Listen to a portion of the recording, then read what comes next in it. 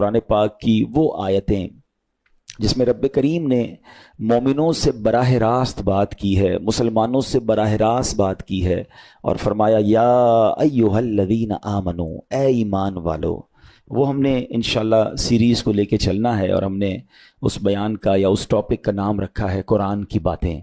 तो पहली आयत हम कवर कर चुके थे जिसमें नबी पाक अलैहिस्सलातु वस्सलाम की शान बड़े शानदार अंदाज में, सूरह बकरा की वो आयत थी जिसमें हमें ये बताया गया था कि ए ईमान वालों, प्यारे आका से बात कैसे करनी है, उनको राइना नहीं कहना, उनको उन्जुरना कहना है। आज जो हमने आयत पढ़नी है कुरान पाक की, जिस आयत को समझना है, ये भी कुरान पाक की सूरह बकरा की आयत है, पारा नंबर 2 है और आयत नंबर 153 है। ब्यूटीफुल आयत and so many good lessons from that आयत। अब वो आयत कौन सी है? बिस्मिल्लाहिर्रहमानिर्रहीम, या अय्युहल्लज़ीना आमनु इस्तईनु बिस्सब्रि वस्सलाह इन्नल्लाहा मअस्साबिरीन। तर्जमा इसका क्या है? ए ईमान वालो, सब्र और नमाज से मदद मांगो, बेशक अल्लाह साबिरों के साथ है। अब यहाँ बहुत खूबसूरत बातें हमें सीखनी हैं कि सब्र और नमाज से मदद मांगो। कुरान हमें रास्ता बता रहा है कि आपको हेल्प चाहिए तो सब्र और नमाज के जरिए आपने हेल्प लेनी है। अब इसका मतलब यह हुआ कि इबादात की अदायगी, गुनाहों से रुकने और नफसानी ख्वाहिशात पूरा न करने पर सब्र किया जाए। और नमाज चूंकि तमाम इबादत की असल है, अहले ईमान की मेराज है, अल्लाह और बंदे के दरमियान एक ब्यूटीफुल कॉन्टेक्ट है, तो इसलिए इससे भी मदद तलब करने का हुक्म दिया गया है। यह भी याद रहे कि बदन पर बातनी आमाल में सबसे सख्त सब्र है और ज़ाहिरी आमाल में सबसे मुश्किल नमाज है। ये बड़ी अहम बात है। कुछ आमाल वो हैं जिनका ताल्लुक दिल से होता है, इंसाइट होता है। इंसाइट आमाल में सबसे मुश्किल काम क्या है? सब्र करना। और ज़ाहिरी इबादतों में, जिस्मानी इबादतों में सबसे मुश्किल काम क्या है? नमाज पढ़ना। तो ये दो अहम काम दिए गए कि सब्र और नमाज से मदद चाहो। अच्छा, अब हम देखते हैं कि सब्र और नमाज से मदद मिलती कैसे है और सरकार दो आलम सल्लल्लाहु अलैहि वसल्लम का इसमें क्या मामूल था, आप जरा सुनिएगा। अब नबी पाक अलैहिस्सलाम का यही मामूल था। हजरत हुज़ैफा रज़ियल्लाहु तआला अन्हु फरमाते हैं, नबी करीम अलैहिस्सलाम को जब कोई सख्त मुहिम पेश आती तो आप अलैहिस्सलाम नमाज में मशगूल हो जाते। जब मैं खुद इस आयत की कुछ दिनों पहले तैयारी कर रहा था तो बड़ा एक नया, कहते ना, नया बाब आंखों के सामने खुला कि यकीनन जब हम प्रॉब्लम में आते हैं हम दुआ भी करते हैं, हम लोगों से भी कहते हैं, मगर क्या डायरेक्टली हम नमाज की तरफ जाते हैं? हालांकि कुरान ने हमें प्रॉब्लम्स का सॉल्यूशन क्या दिया है कि सब्र और नमाज से मदद चाहो। अब आगे चलें। हजरत उमर फारूक का भी यही अमल था कि कोई मुश्किल दरपेश आती तो आप रज़ियल्लाहु तआला अन्हु को अगर कभी इस्लामी फौजों के आने में ताखीर पता चलती, यानी आप चूंकि जंगों के लिए फौजों को रवाना करते थे, बहुत शानदार स्ट्रेटेजिक प्लानर थे, तो अब फौज गई और एक्सपेक्टेशन ये थी कि फलां टाइम को वापस आ जाएगी। उस जमाने में टेलीफोन तो था नहीं, इंटरनेट तो था नहीं कि लोकेशन शेयर हो जाएगी या कॉल आ जाएगी कि सर हम यहाँ रुके हुए हैं। अब टाइम हो जाता और फौज वापस ना आती ना, तो आप अब उसको क्या करते? क्या पता तो नहीं क्या हुआ उनके साथ, खैरियत से आ जाएं, तो आप नमाज में मशगूल हो जाते, नमाज के लिए खड़े हो जाते। अब क्या हमारे साथ कभी ऐसा होता है कि हमारा बच्चा कहीं गया है, उसकी खबर नहीं आ रही, या कोई चीज हमारी आनी है अभी तक पहुंची नहीं है, या कोई अच्छी न्यूज नहीं आ रही है, तो हम क्या उसके लिए नमाज की तरफ जाते हैं? ये नबी पाक का हमेशा मामूल रहा। हजरत अब्दुल्लाह बिन मोहम्मद हनफिया रहमतुल्लाहि तआला अलैह फरमाते हैं कि मैं और मेरे वालिद एक अंसारी रिश्तेदार के पास इयादत करने गए। जब नमाज का वक्त हुआ तो उन्होंने अपने अहले खाना में से किसी को पुकारा कि ए लड़की, वुजू का पानी ले आओ और हमारे लिए नमाज में राहत पहुंचाओ, नमाज पढ़कर मैं राहत पाऊं, जल्दी से वुजू का पानी ले आओ। तो कहते हैं हमने उन अंसारी शख्सियत के अल्फाज पर बड़ा ताज्जुब किया कि नमाज से राहत कैसे मिलती है। तो उन्होंने कहा मैंने नबी पाक अलैहिस्सलाम को फरमाते सुना है, ए बिलाल खड़े हो और हमें नमाज के जरिए राहत पहुंचाओ। And it means namaz is a relaxation for all of us. Namaz is the way to solve your problem. आपको जब कोई प्रॉब्लम आए ना, आप अल्लाह की बारगाह में नमाज के लिए खड़े हो जाए। मकरू वक्त नहीं है, आप नवाफिल पढ़ना शुरू कर दें। आप देखिए नमाज हेल्प करेगी आपकी, नमाज से आपके लिए राहतें हो जाएंगी। आपकी हज़रत अब्दुर्रहमान बिन औफ कितने बड़े सहाबी हैं रज़ियल्लाहु तआला, ये वो सहाबी हैं कि जो अशराए मुबशरा में से भी हैं, and he was billionaire on that time. सबसे अमीर सहाबा में जो नाम आते हैं वो हज़रत उस्मान गनी और हज़रत अब्दुर्रहमान बिन औफ रज़ियल्लाहु तआला के नाम आते हैं। आपका एक बार बेहोशी, गशी तारी हुई, ठीक है, अनकॉन्शियस हो गए आप, तो आपकी वालदा ने क्या किया? आपकी वालदा, लोग समझे कि आपकी जान निकल गई है, आपकी वालदा मस्जिद की तरफ चल पड़ी ताकि वहां जाके नमाज पढ़ें और उससे मदद हासिल करें। जब हज़रत अब्दुर्रहमान बिन औफ को होश आया ना, तो लोगों ने कहा कि आपकी तबीयत कैसी है? तो आपने कहा क्या मुझ पर गशी तारी हो गई थी? हैं? तो कहा जी, تو کہتے ہیں بے شک میری بے ہوشی میں میرے پاس 2 فرشتے آئے اور کہنے لگے تم چلتے نہیں کہ ہم تمہیں خدا کی بارگاہ میں لے جائیں اور تمہارے بارے میں فیصلے لیے جائیں؟ دوسرے فرشتے نے کہا انہیں لوٹا دو، یہ ان افراد میں سے ہے جن کے لیے ان کی ماؤں کے پیٹ میں ہی سعادت مندی لکھ دی گئی تھی، اور ان قریب اللہ تعالیٰ ان کے ذریعے ان کی اولاد کو جب تک چاہے گا نفع دے گا۔ اس کے بعد آپ رضی اللہ تعالیٰ 1 مہینہ مزید زندہ رہے، اس کے بعد انتقال ہوا۔ تو پتہ چلا کہ آپ کی والدہ نے نماز پڑھی، اللہ سے مدد مانگی، اور آپ کو اللہ نے ایک نئی زندگی عطا فرمائی۔ تو آپ اپنی زندگی میں اس پریکٹس کو آج اس آیت سے دیکھیں، ہم نے کرنا کیا ہے؟ ہم جب بیان میں آئیں تو صرف بیان نہیں سننا ہے، ہم نے اللہ نے مجھے کہا کیا ہے، ہم اس ٹاپک کو لے کے اسی لیے چل رہے ہیں نا کہ میرے رب نے ڈائریکٹلی مجھ سے کیا بات کی ہے۔ تو آج اس آیت میں یہ لیسن مل رہا ہے کہ جب کسی پرابلم میں ہے، کلیمٹی میں ہیں، تو اللہ کی طرف جانا ہے اور نماز سے مدد چانی ہے۔ وَاسْتَعِينُوا بِالصَّبْرِ وَالصَّلَاةِ۔ اچھا اب آپ دیکھیں پیارے آقا کی نماز کی کیسی عادت تھی۔ بادل گرجتے تھے، آندھی چلتی تھی، کسی بری خبر کی اطلاع آ رہی ہوتی تھی، نبی پاک نماز کی طرف چلے جاتے۔ اچھا مجھے بتائیں نماز استسقاء کیا ہے؟ بارش نہیں ہو رہی ہے، پیارے آقا نماز پڑھا رہے ہیں۔ سورج گہن ہو رہا ہے، نبی پاک نماز پڑھا رہے ہیں۔ چاند گہن ہو رہا ہے، پیارے آقا نماز کی طرف۔ یعنی کس قدر اللہ کی طرف رجوع ہے۔ And whenever anything bad happen یا گوئنگ ٹو بیڈ ہیپن، ہونے والی لگ رہی ہے، کچھ بڑا ہونے والا ہے، ہمیں بھی تو خبریں آ رہی ہوتی ہے نا کہ بھائی کل بہت شدید بارش ہوگی، اللہ نہ کرے کوئی اور بری خبر ایکسپیکٹیشن ہے، آپ کو کاروبار میں کوئی ایسی خبر آنے کا ڈر ہے، یا آپ کی کوئی شپمنٹ جاری ہے، واٹ ایور آپ چاہتے ہیں ہر چیز بہتر ہو جائے۔ قرآن نے فارمولا دیا نا، وَاسْتَعِينُوا بِالصَّبْرِ وَالصَّلَاةِ، اللہ نے ڈائریکٹلی مجھے اور آپ کو کہا ہے۔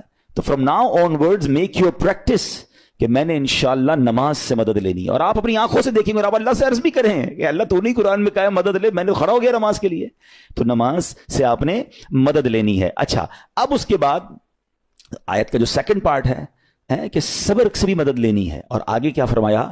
ان اللہ مع الصابرین، اللہ صابروں کے ساتھ ہے۔ سبحان اللہ، اس کا مطلب یہ ہوا کہ اللہ تعالیٰ اپنے علم و قدرت کے ساتھ ویسے تو ہر کسی کے ساتھ ہے، لیکن یہاں صبر کرنے والوں کا خاص ذکر اس لیے ہوا تاکہ انہیں معلوم ہو جائے کہ اللہ تعالیٰ ان کی مشکلات کو دور فرما دے گا، مگر کرنا کیا ہے؟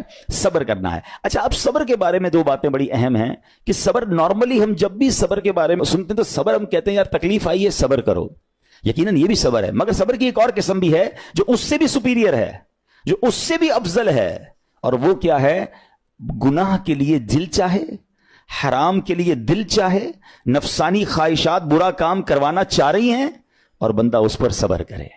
یہ صبر جو ہے نا، یہ شریعت کو اور محمود ہے اور بڑا افضل ہے کہ انسان کو جی چاہے کہ فلاں گناہ کرنا ہے مگر وہ اس پر صبر کرے۔ اور دوسرا صبر وہی ہے جو ہم جانتے ہیں کہ کوئی مصیبت آ جائے، کوئی آفت آ جائے، کوئی ہمارا اللہ نہ کرے کسی سے لڑائی ہو جائے، ہمیں کوئی برا بلا کہے، ہم اسے معاف کر دیں، صبر کریں، یا جسمانی تکلیف ہے، کاروبار میں پرابلم ہے، ہم اللہ کی رضا پر راضی رہیں۔ تو یہ 2 قسم کے صبر ہیں، اور جب کوئی بندہ صبر کرتا ہے نا تو قرآن و حدیث اور بزرگان دین کے اقوال سے میں اب آپ اس کے 10 فائدے بتانا چاہتا ہوں، میں کہتا جاؤں گا، آپ اللہ کے ذکر کی نیت سے سبحان اللہ بھی کہتے رہیں، جنت میں درخت بھی لگاتے رہیں، ٹھیک ہے؟ اللہ تعالیٰ صبر کرنے والوں کے ساتھ ہے، صبر کرنے والے کو اس کے عمل سے اچھا اجر ملے گا، صبر کرنے والے کو بے حساب اجر ملے گا، صبر کرنے والوں کی جزا دیکھ کر قیامت کے لوگ حسرت کریں گے، صبر کرنے والے رب کریم کی طرف سے درود و ہدایت اور رحمت پاتے ہیں، صبر کرنے والے اللہ کو محبوب ہیں، صبر آدھا ایمان ہے، صبر جنت کے خزانوں میں سے ایک خزانہ ہے، صبر کرنے والے کی خطائیں مٹا دی جاتی ہیں، اور صبر ہر بھلائی کی کنجی ہے۔ اب آتے ہیں ان دونوں صبر کو تھوڑا سا ڈیفائن کرتے ہیں۔ ایک نفسانی خواہشات، گناہ کا جی چاہتا ہے، کیونکہ نفس ہے نا وہ تو ہر وقت موج مستی چاہتا ہے، وہ تو ہر وقت چاہتا ہے جناب بس یہ بھی کام کر لوں وہ بھی کر لوں۔ اب مجھے یہ دیکھنا ہے کہ میرا یہ کام اللہ کو راضی کرے گا یا رب کو ناراض کر دے گا۔ لیکن جو نفسانی خواہشات پر صبر کرتا ہے نا، گناہ سے اپنے آپ کو بچاتا ہے، قرآن کیا کہتا ہے؟ وَأَمَّا مَنْ خَافَ مَقَامَ رَبِّهِ وَنَهَى النَّفْسَ عَنِ الْهَوَىٰ فَإِنَّ الْجَنَّةَ هِيَ الْمَأْوَىٰ، اور رہا وہ جو اپنے رب کے حضور کھڑے ہونے سے ڈرا اور نفس کو خواہش سے روکا تو بے شک جنت ہی اس کا ٹھکانہ ہے۔ دل چاہ رہا ہے، شیطان کہہ رہا ہے کر لے، کوئی دیکھنے والا نہیں ہے، علاقہ بھی چینج کر لیا، شہر بھی تبدیل ہو گیا، nobody here to watch you، مگر اللہ دیکھ رہا ہے۔ اچھا نارملی اگر غور کریں ہم گناہ کرتے کیوں ہیں؟ جتنے بھی گناہ ہیں، واٹ ایور لسٹ آف گناہ اٹھائیے، کوئی شراب پیتا ہے، کوئی بدکاری کرتا ہے، معاذ اللہ کوئی جوا کھیلتا ہے، کوئی جناب بے حیائی کرتا ہے، گندی چیزیں دیکھتا ہے یا جھوٹ بولتا ہے، واٹ ایور، ان تمام گناہوں میں تھوڑی سی لذت ہے، ٹیسٹ، ٹھیک ہے؟ غیبت میں بھی ٹیسٹ ہے، بلکہ کتابوں میں آیا کہ غیبت میں شراب سے بھی زیادہ مزہ ہے، جبھی تو بندہ چھوڑتا نہیں ہے۔ اچھا لیکن یہ تمام ٹیسٹ میں ایک بڑی اہم بات اب میں کہنے جا رہا ہوں. یہ بزرگ نے بڑی کمال کی ون لائنر ہمیں دے دیا ہے. وہ کہتے ہیں کبھی بھی لذت کے لیے گناہ مت کرنا, کیونکہ لذت ختم ہو جائے گی, گناہ کا جواب اور پنشمنٹ باقی رہ جائے گی. اب آپ اس فارمولے کو سامنے رکھیں کہ جب بھی ہم گناہ کرتے ہیں فیو منٹس یا فیو آورز کی ایک انجوائمنٹ ہے, آفٹر دیٹ انجوائمنٹ ختم, مگر اس کا جواب باقی ہے, عذاب باقی ہے, اللہ نہ کرے اللہ ناراض ہوا تو پنشمنٹ باقی ہے. تو کیا فرمایا, انجوائمنٹ کے لیے گناہ مت کرنا, انجوائمنٹ ختم ہو جائے گی, عذاب باقی رہ جائے گا. اور اگلا سینٹنس کتنا خوبصورت ہے, فرماتے ہیں کبھی بھی تکلیف کی وجہ سے نیکی مت چھوڑنا, تکلیف ختم ہو جائے گی, اجر باقی رہ جائے گا.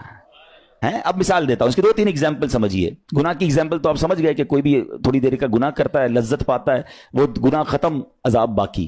اب نیکی میں کیا ہوتا ہے, فجر کے لیے اٹھنا, نیند آ رہی ہے, دل نہیں چاہ رہا, آپ اٹھے, آپ نے وضو کیا, فجر پڑا, وہ اٹھنے کی تکلیف تو ختم ہو گئی نا, واپس سونا ہے تو سو جائیے, مگر فجر کا اجر اور ثواب باقی رہ گیا ہے. رمضان کے روزے ڈیفیکلٹ ہیں, لیکن افطار کے بعد تکلیف ختم ہو جاتی ہے, ہم کھاتے پیتے ہیں, موج کرتے ہیں, مگر ثواب باقی رہ جاتا ہے. کبھی کبھی آپ کو کوئی مسجد میں بلاتا ہے, یار چلو بھائی بیان ہو رہا ہے, اجتماع ہو رہا ہے, کوئی نیکی کی بات ہو رہی ہے, نہیں یار دل نہیں چاہ رہا, آپ آ گئے, آدھے 1 گھنٹہ بیٹھے, پھر چلے گئے, وہ آپ کا جو ٹینشن تھا یا پریشر تھا وہ ختم ہو گیا, مگر ثواب باقی رہ گیا. تو اب اس فارمولے کو یاد رکھیے گا, جب بھی گناہ آپ کی طرف آئے نا, آپ سوچیں کتنی دیر کا فائدہ ہے, 1 گھنٹہ دوستوں کے ساتھ بیٹھوں گا, بری باتیں کروں گا, 2 گھنٹے فلم دیکھوں گا, 2 ڈھائی 3 گھنٹے, بس اس کے بعد جواب تو باقی ہے نا, قیامت تک اللہ کو جواب دینا پڑے گا. نہیں یار مجھے انجوائمنٹ کے لیے گناہ نہیں کرنا ہے. اور جب کوئی نیکی کا کام آئے اور آپ کو لگے یار دل نہیں چاہ رہا, مزہ نہیں آ رہا, بوریت ہوگی, چھوڑنا یار, تو بندہ سوچے کتنی دیر کی نیکی ہے, آدھے گھنٹے کی, 1 گھنٹے کی, بس 2 گھنٹے کی, اور ثواب باقی رہ جائے گا. Let's do it. اگر یہ بات سمجھ آ گئی نا آپ کو, تو انشاءاللہ دیکھیے گا گناہ سے بچنا اور نیکیاں کرنا آسان ہو جائے گا. تو اب کیا فرمایا قرآن نے کہ جس نے اپنے نفس کو روکا, کیا خوبصورت آیت ہے, وَأَمَّا مَنْ خَافَ مَقَامَ رَبِّهِ وَنَهَى النَّفْسَ عَنِ الْهَوَىٰ, اور رہا وہ جو اپنے رب کے حضور کھڑے ہونے سے ڈرا اور نفس کو خواہش سے روکا, تو بے شک جنت ہی اس کا ٹھکانہ ہے. اور ایک اور جگہ کمال سے فرمایا, وَلِمَنْ خَافَ مَقَامَ رَبِّهِ جَنَّتَانِ, مبارک ہو ان کو جو اللہ سے ڈرتے ہیں نا, صبر کرتے ہیں, گناہ نہیں کرتے, رک جاتے ہیں. قرآن کہتا ہے جو اپنے رب کے حضور کھڑے ہونے سے ڈرے اس کے لیے 2 جنتیں ہیں, 1 نہیں 2 جنتیں ہیں. سورہ رحمان کی آیت ہے. تو پتا چلا کہ نفس کو روکنا یہ آسان بھی نہیں ہے, ہاں دل بہت چاہتا ہے, مگر یہ صبر جو ہے نا, ان اللہ مع الصابرین کا جو معراج ہے, جو ٹاپ آف دا لسٹ صبر ہے, وہ یہ صبر ہے. اچھا اب آتے ہیں ایک اور صبر کی صورت, کہ اب آپ کو کسی نے غصہ دلا دیا, برا بھلا کہا, یا آپ کے مزاج کے خلاف بات ہو گئی, اب آپ نے روکنا ہے اپنے آپ کو. اب غصے کا اظہار نہیں کرنا, لڑائی نہیں کرنی, گالی کا جواب گالی, اینٹ کا جواب پتھر, انگریزی کا مقولہ ہے نا ٹٹ فور ٹیٹ, جیسے کو تیسا نہیں, یہ ہماری شریعت ہمیں نہیں سکھاتی. اچھا آج کل کسی کو کہو نا یار آپ کیوں یار لڑائی کر رہے ہیں, بھائی میں جواب نہ دوں تو لوگ سمجھیں گے کمزور آدمی ہوں, مجھے اپنا روب بھی تو رکھنا ہے, میں بھی تو پتا چلے کون ہوں, اپنا بتاؤں تو صحیح کون ہوں. سچی بات پتہ ہے کیا ہے, جو ٹٹ فور ٹیٹ کرتا ہے, گالی کا جواب گالی سے دیتا ہے نا, وہ واقعی بتا دیتا ہے وہ کون ہے, وہ اپنا تعارف کروا رہا ہوتا ہے کہ یہ بھی ایسا ہے, میں بھی ویسا ہی ہوں. او بھائی. اچھا پھر ایک اور عجیب جملہ بڑا مشہور ہے آج کل, جناب ہم شریف کے ساتھ شریف ہیں, ہم بدماش کے ساتھ بدماش ہیں. مجھے آج تک سمجھ نہیں آئی یہ کون سا بٹن لگا ہوا ہے آپ کے اندر کہ شریف کے ساتھ آپ شریف ہو جاتے ہیں, بدماش آتا تو آپ بھی بدماش ہو جاتے ہیں. جناب والا, شریف آدمی شریف کے ساتھ بھی شریف ہوتا ہے, بدماش کے ساتھ بھی شریف ہوتا ہے. جب بھی تو وہ غلط آدمی اچھا ہوگا نا. نبی پاک علیہ الصلوۃ والسلام نے گالیاں سن کر دعائیں دی ہیں, پتھر برسانے والوں کو بھی دعائیں دی ہیں, مگر ہم تو تیار ہی رہتے ہیں, یار میں بتاؤں گا اس کو میں کون ہوں, 1 گالی دی ہے میں اس کے ساتھ پشتوں کو گالیاں دوں گا. تو پھر آپ بھی ویسے ہی ہو گئے نا جناب. حدیث پاک کیا ہے, ہو از مور اسٹرانگر, ہو از مور پاورفل. اللہ کے حبیب علیہ الصلوۃ والسلام فرماتے ہیں کہ بہادر وہ نہیں, یہ بخاری شریف کی حدیث ہے, بہادر وہ نہیں جو پہلوان اور دوسرے کو پچھاڑ دے, بلکہ بہادر وہ ہے جو غصے کے وقت اپنے آپ کو قابو میں رکھے. اصل بہادری یہ ہے. تو اگر آپ نے واقعی صبر سے مدد لینی ہے, ان اللہ مع الصابرین کا مجدہ لینا ہے, تو بدلے نہیں لینا ہے, معاف کرنا ہے. ذرا مل کر میرے ساتھ شب قدر کی دعا دہرائیے گا, اللہم انک عفو کریم تحب العفو فاعف عنی, اللہم انک عفو کریم تحب العفو فاعف عنی, اللہم انک عفو کریم تحب العفو فاعف عنی. واٹ از دا میننگ, اس دعا کا معنی کیا ہے؟ اللہم انک عفو, اے اللہ تو معاف کرنے والا ہے, تحب العفو, معافی کو پسند کرتا ہے, فاعف عنی, اللہ مجھے بھی معاف کر دے. ہم کیا کہہ رہے ہیں اللہ سے, اللہ مجھے معاف کر دے, میرے سارے اگلے پچھلے گناہ معاف کر دے. مگر دیر از اے کوسچن, آپ نے معاف کر دیا سب کو؟ بندہ کہتا نہیں میں تو انتظار میں بیٹھا ہوں, میں تو موقع کی تلاش میں, بس موقع ملے پھر بتاؤں گا میں کون ہوں. ہاتھ میں آ نہیں رہا بندہ, ٹرائی کر رہا ہوں کسی جگہ آ جائے, بس کوئی اس کے پیسے ویسے آ جائیں, کوئی اس کا معاملہ میرے پاس آ جائے, بس پھر دیکھو کیا کرتا ہوں. بیٹھے اس انتظار میں بیٹھے بہت سارے لوگ, کمال ہے یار. یعنی دشمنیاں پالی ہوئی ہیں, رشتہ داریاں کاٹی ہوئی ہیں, دوستوں کے پاس جا نہیں رہے ہیں, میاں بیوی میں لڑائی ہے, ایک سوری کے لیے بیوی گھر بیٹھی ہے, وہ کہتی شوہر سوری کہہ دے تو میں آ جاؤں گی, شوہر کہتا ہے بیوی معافی مانگ لے تو میں لے آؤں گا. ارے بھائی کوئی بھی آگے بڑھ کے معافی کر لو بھائی, اللہ سے معافیاں مانگ رہے ہو, بندوں کو معاف کرنے کے لیے کوئی تیار نہیں ہے. مجھے خود بتائے نا یہ کیسی دعا ہے کہ اے اللہ تو مجھے معاف کر دے, میں نے کسی کو معاف نہیں کرنا. یہ بنتی ہے دعا؟ اللہ سے پتہ ہے کیا کہیں, اے اللہ میں نے بندہ ہو کر تیرے سارے بندوں کو معاف کر دیا ہے, تو سب سے بڑا معاف کرنے والا ہے نا, اللہ تو بھی مجھے معاف کر دے.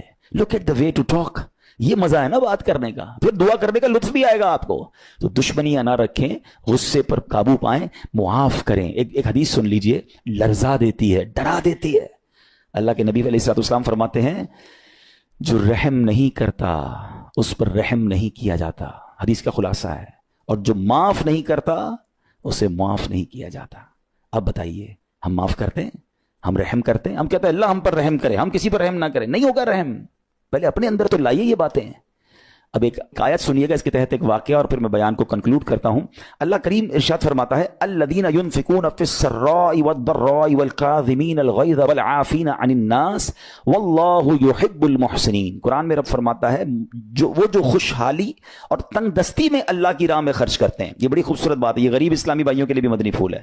امیر تو خرچ کرتا ہے نارملی, غریب خرچ نہیں کرتا اللہ کی راہ میں. ہمارے قبلہ مفتی قاسم صاحب نے تفسیر قرآن صراط الجنان میں ایک بڑی پیاری بات لکھی. آپ کہتے ہیں پوری دنیا کے امیروں کا سروے کر لینا, ان کی جو پیسے بڑھنے کی ایک وجہ یہ بھی ہوتی ہے کہ وہ کہیں نہ کہیں چیریٹی کر رہے ہوتے ہیں, مدد کر رہے ہوتے ہیں. وہ مدد اور وہ نیکی ان کے پیسے بڑھا رہی ہوتی ہے. اور پوری دنیا کے غریبوں کا سروے کریں تو ان میں سے بڑی تعداد وہ جو خرچ ہی نہیں کرتی اللہ کی راہ میں. کہتے ہیں ہم کیا خرچ کریں, ہم تو غریب ہیں, ہم پر لوگ خرچ کریں. میں آپ کو فارمولہ دے رہا ہوں اور یہ قرآن سے دے رہا ہوں. جو تنگی میں بھی اللہ کی راہ میں خرچ کرتے ہیں, جو خوشحالی میں بھی خرچ کرتے ہیں. آپ تنگی میں آپ روپیہ خرچ کریں, یہ نہیں کہتے آپ 10,000 روپے خرچ کریں, جتنی آپ کی حیثیت. یہ کاروبار ہے, آپ 1 روپیہ دیں گے اور آئے گا, آپ 10 روپے دیں گے اور آپ کسی نہ کسی نیکی کے کام میں خرچ کرتے رہیں, آپ غربت سے باہر آ جائیں گے. If you want to take out yourself from that problem, آپ آئیں اللہ کی راہ میں خرچ کرنا شروع کریں. قرآن کہہ رہا ہے کہ جو تنگی اور خوشحالی میں اللہ کی راہ میں خرچ کرتے ہیں. اور اگلا پارٹ کتنا خوبصورت ہے, فرمایا والکاظمین الغیظ والعافین عن الناس, فرمایا اور غصہ پینے والے اور لوگوں سے درگزر کرنے والے. انعام کیا ہے, واللہ یحب المحسنین, اور اللہ نیک لوگوں سے محبت فرماتا ہے. اور پھر ہاں زندگی میں کلیمٹیز, پرابلم, بیماریاں, مشکلیں, قرآن خود کہتا ہے کہ من قریب تمہیں آزمائیں گے. کبھی بیماری آئے گی, کبھی بھوک آئے گی, کبھی مال کم ہو جائیں گے, کبھی ڈسٹربنس آئے گی, خوف آ جائے گا. تو بی ریڈی فار دیٹ, صبر کرنا ہے, کیونکہ اللہ نے فرمایا وبشر الصابرین, صبر کرنے والوں کے لیے خوشخبری ہے. تو اللہ کرے کہ یہ بات ہمیں سمجھ آ جائے اور ہم اس آیت پر عمل کرنے والے بن جائیں تو زندگی بڑی آسان ہو جائے گی. یہاں ایک میں عقیدے کی بات بھی کلیریفائی کر دوں. کچھ لوگوں کو بعض اوقات کنفیوژن ہوتی ہے یا لوگ کنفیوژن کریٹ کرتے ہیں. مجھے ایک بات بتائیے گا کہ اللہ کیا کہہ رہا ہے, وَاسْتَعِينُوا بِالصَّبْرِ وَالصَّلَاةِ, اے ایمان والو صبر سے اور نماز سے مدد چاہو. کیا صبر اور نماز خدا ہیں؟ بتائیے, نہیں ہے نا, اللہ تو نہیں ہے. ہم صبر اور نماز کی عبادت تو نہیں کرتے. تو جب قرآن کہہ رہا ہے کہ صبر اور نماز سے مدد مانگو, تو غیر اللہ سے مدد مانگنے کا درس تو ہمیں قرآن دے رہا ہے. تو اس کا مطلب یہ ہوا کہ اللہ کے سوا کسی چیز سے یا کسی شخصیت سے مدد لینے کا مقصد یہ نہیں ہوتا کہ ہم اس کی عبادت کر رہے ہیں. اگر آج کے دور میں کوئی اللہ کے نبی سے کہتا ہے کہ یا رسول اللہ انظر حالنا, یا بھر دو جولی میری یا رسول اللہ, تو یہاں کوئی شرک کی بات نہیں ہے, کیونکہ یہاں یہ نیت نہیں ہے کہ ہم ان کو خدا مان رہے ہیں, یا یہ بھی نیت نہیں ہے. ایک بات, ایک عقیدہ کلیئر کر دیتا ہوں, پوری دنیا میں عاشقان رسول کا یہی عقیدہ ہے کہ کوئی نبی, کوئی صحابی, کوئی ولی اپنی طرف سے کسی کو کچھ نہیں دے سکتا. وہ سب رب کے محتاج ہیں, اللہ کسی کا محتاج نہیں ہے. جو اللہ کا ہے وہ اس کا اپنا ہے. ہاں اللہ نے اپنے مخصوص بندوں کو کچھ عطائیں کی ہوئی ہیں, کچھ پاورز دیے ہوئے ہیں, وہ اللہ کی عطا سے اگر کسی کو تقسیم کرتے ہیں تو اس میں کوئی پرابلم نہیں ہے. قرآن کہہ رہا ہے اے ایمان والو صبر اور نماز سے مدد چاہو. یہاں ایک اور بات سمجھنی ہے, دنیاوی طور پہ بھی کیا ہوتا ہے کہ آپ کسی باس ہوتا ہے اپنے کسی مینیجر کو پاور آف اٹارنی دے دیتا ہے کہ یہ تمہارے پاس اس پراپرٹی کا پاور ہے، تمہارے پاس فلاں چیز کا پاور ہے، وہ اس پاور کے بہاف پر وہ کام کر دیتا ہے، مگر کوئی یہ نہیں کہتا کہ he is the owner, actually he have attorney, he have power of attorney.